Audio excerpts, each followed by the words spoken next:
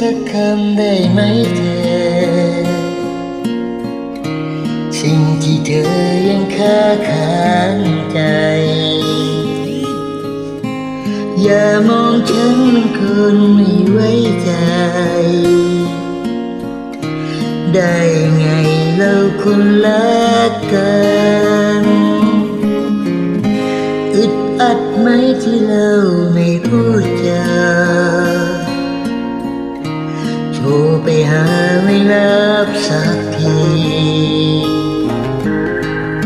เรื่องเล็กๆบานปลายอาจไม่ดี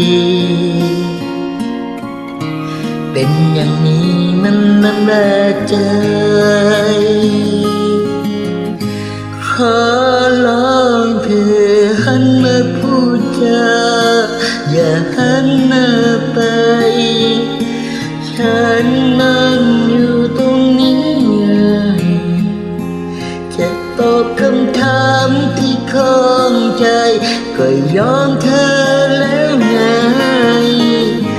เพียงแค่เธออยากฟังคำจากปากฉัน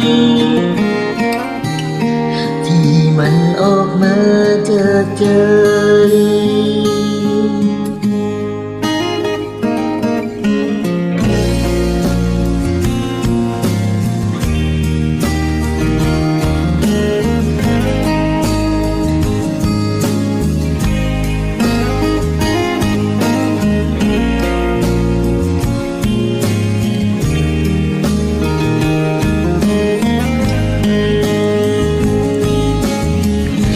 ขอร้องเธอหันมาพูดจาอย่าหันหน้าไป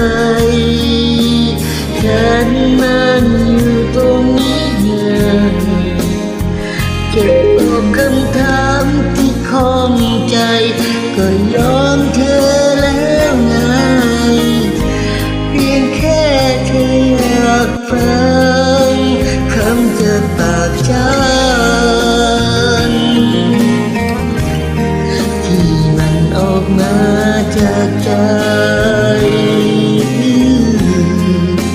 คำจากปากฉัน